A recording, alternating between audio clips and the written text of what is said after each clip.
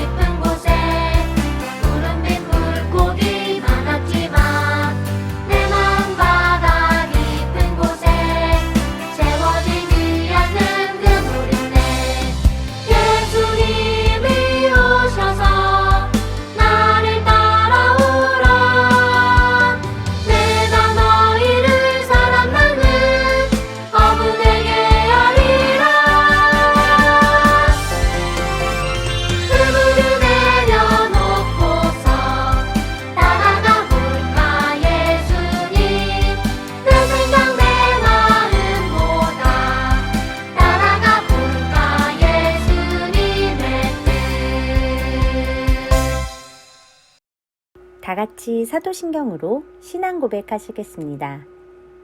나는 전능하신 아버지 하나님 천지의 창조주를 믿습니다. 나는 그의 유일하신 아들 우리 주 예수 그리스도를 믿습니다. 그는 성령으로 잉태되어 동정녀 마리아에게서 나시고 본디오 빌라도에게 고난을 받아 십자가에 못 박혀 죽으시고 장사된 지 사흘 만에 죽은 자 가운데서 다시 살아나셨으며 하늘에 오르시어 전능하신 아버지 하나님 우편에 앉아 계시다가 거기로부터 살아있는 자와 죽은 자를 심판하러 오십니다.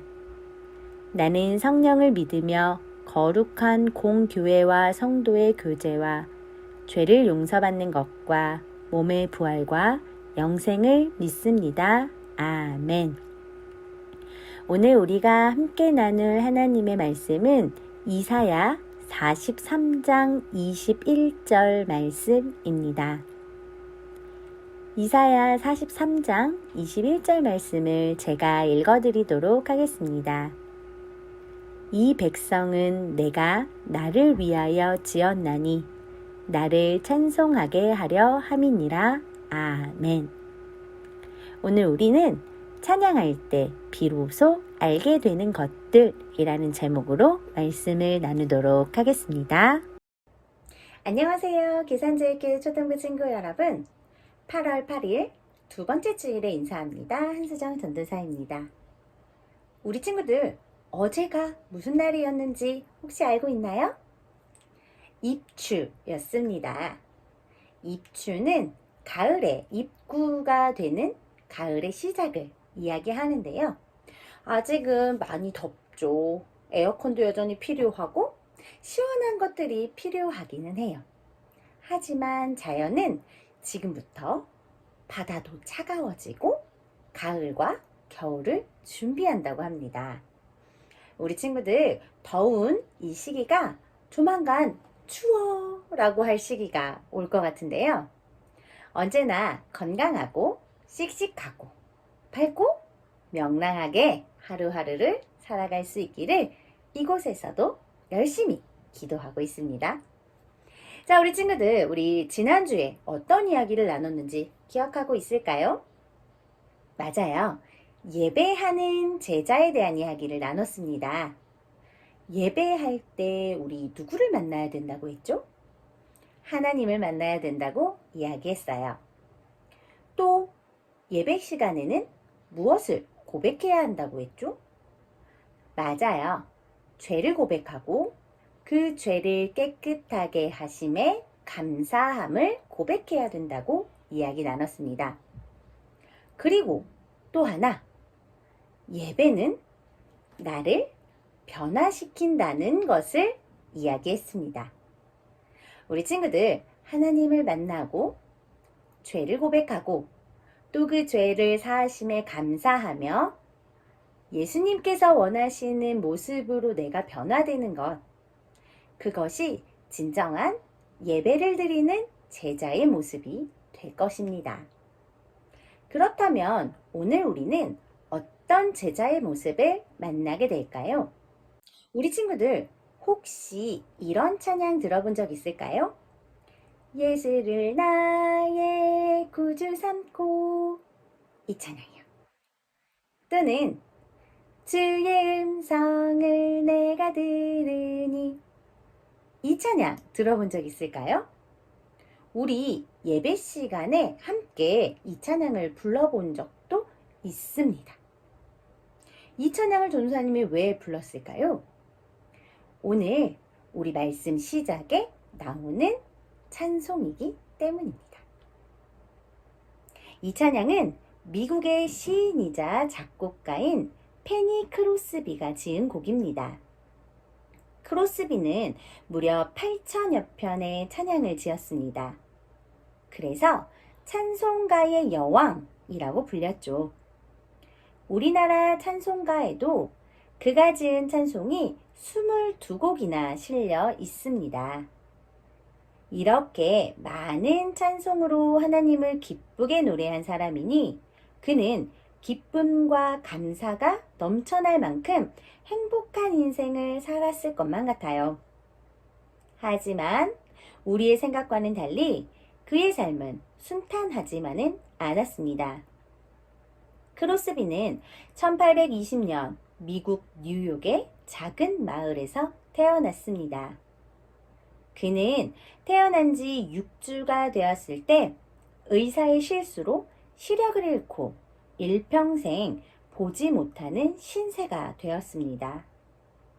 설상가상으로 아버지마저 비슷한 시기에 병으로 세상을 떠났어요. 그로 인해 크로스비의 어머니는 홀로 어린 자녀를 키우기 위해 많은 일을 해야 했습니다. 시력을 잃은 것도 모자라 아버지까지 잃고 가난과 싸워야만 했던 크로스비. 그의 인생은 너무나 절망적이었습니다. 이런 상황에서 어떻게 하나님을 찬양할 수 있었을까요? 하나님께 감사할 것도 기뻐할 것도 없어 보이는데 말입니다. 그 비밀은 바로 그가 어린 시절 할머니께 듣고 배운 하나님의 말씀에 있습니다. 어머니가 일하는 동안 크로스비는 할머니의 손에서 자랐는데요.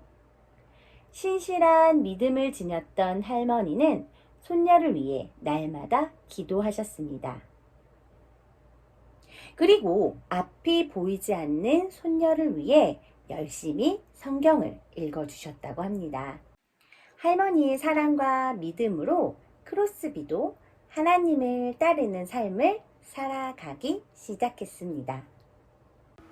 할머니께서 물려주신 믿음 때문일까요? 크로스비는 일평생 보지 못했지만 자신의 장애를 불행하게 생각하지 않았습니다. 자신의 처지에 불평하거나 원망하는 대신 찬양을 했지요.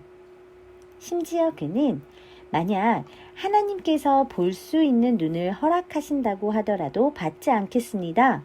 라고 말할 정도였습니다. 보지 못했기 때문에 하나님을 더욱 깊이 만나고 사랑할 수 있었다고 말할 만큼 그에게는 감사가 넘쳤거든요. 그는 정말이지 기적과도 같은 삶을 살았던 것 같아요. 누군가 그에게 많은 찬송시를 지을 수 있는 비결이 무엇인지 묻자 이렇게 대답했습니다. 제 머리에는 수백 편의 찬송이 떠오른답니다. 하나님께서 제게 새로운 삶의 목적을 주셨죠. 저는 이 세상에서 가장 행복한 피조물이랍니다. 이 고백에서 우리는 하나님을 찬양하는 것이 그의 삶에서 유일한 목적이었음을 알 수 있습니다. 이후로도 크로스비는 평생 하나님을 찬양하는 삶을 살았습니다. 특별히 자신의 머릿속에 떠오르는 수많은 찬송을 가사로 풀어내며 더 많은 사람이 찬양하며 살아갈 수 있도록 도왔죠. 하나님의 사랑과 은혜에 감사하고 위로와 평안을 주시는 하나님을 높일 수 있도록 말이죠. 사랑하는 우리 친구들, 찬양은 내가 기쁘고 즐거울 때만 부르는 것이 아닙니다. 또한 예배 시간에만 부르는 것도 아닙니다.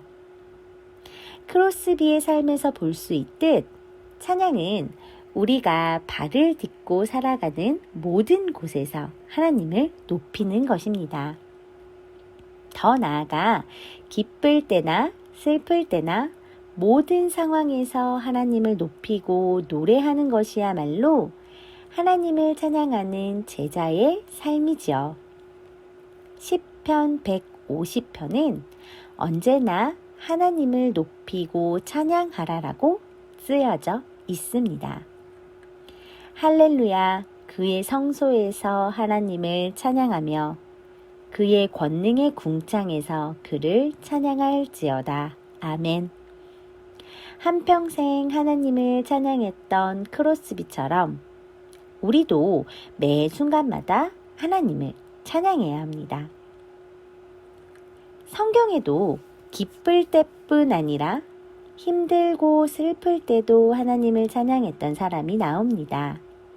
우리 친구들이 잘 알고 있는 이스라엘의 두 번째 왕, 바로 다윗입니다. 다윗은 150편이나 되는 시편의 절반가량을 지었습니다. 한 편 한 편 읽어가다 보면 그가 기쁠 때뿐 아니라 슬플 때, 죄를 지어 마음이 괴로울 때, 그리고 적에게 쫓길 때, 이렇게 아주 다양한 상황에서 하나님을 찬양했던 것을 알 수 있습니다. 또한 다윗은 자신의 지위와 상관없이 하나님을 찬양했습니다. 양을 치던 별 볼 일 없는 이스라엘 소년일 때도, 그리고 왕이 되어 온 이스라엘을 다스릴 때도 하나님을 찬양했지요.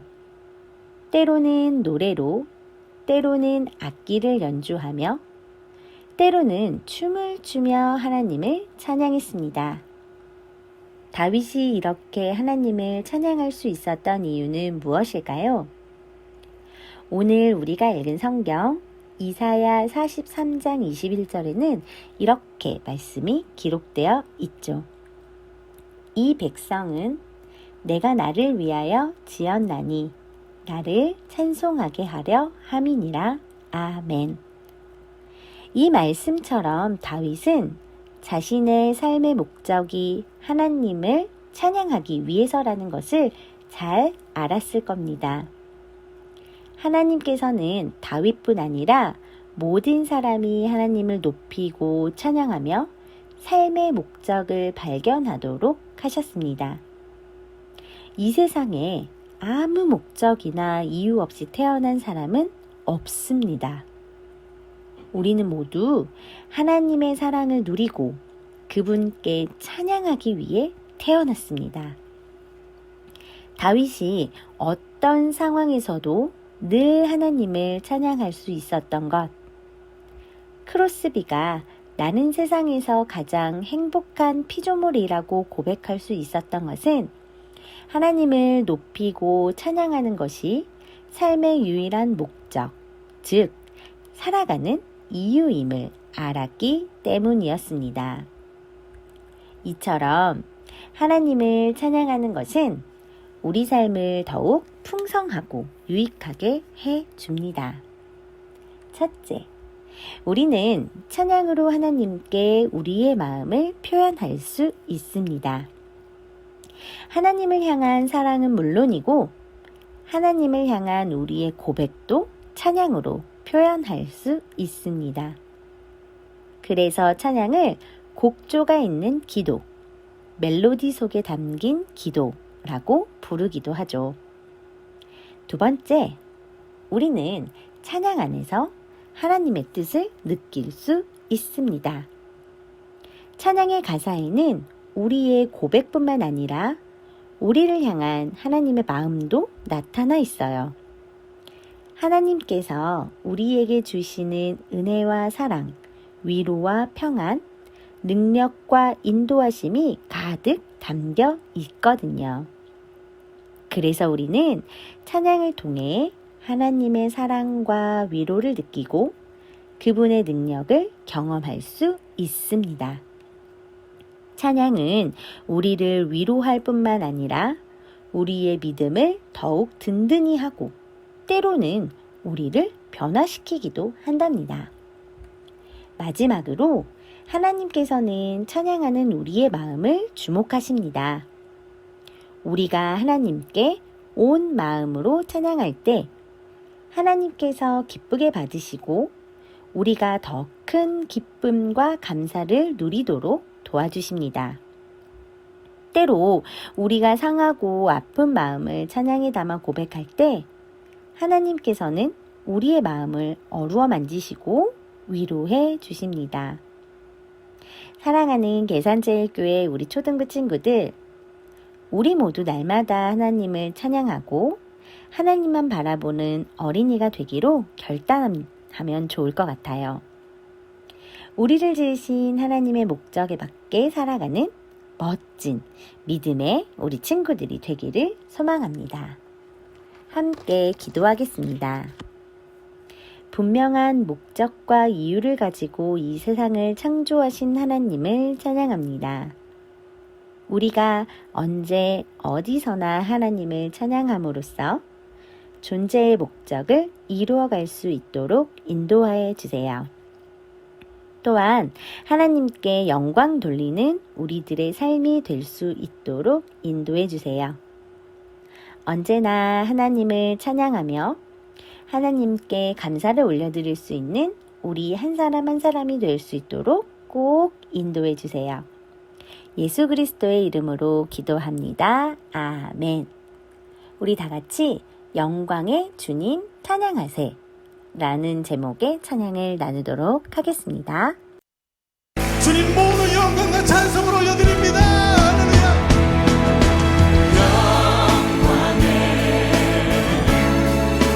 주님 찬양하세. 모든 영광 능력 찬송 예수님께. 주님께 영광의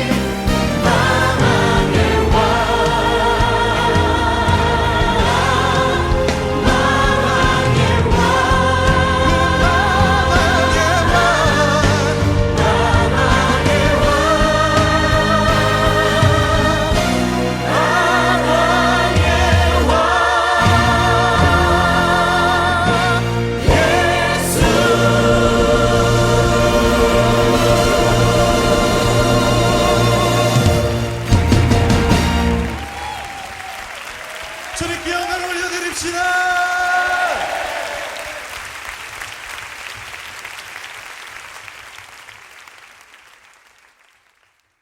알려드립니다. 사회적 거리두기 4단계가 진행 중에 있습니다. 거리두기가 하향될 때까지 온라인으로 예배를 드립니다. 온라인 예배 후 인증샷을 보내주세요.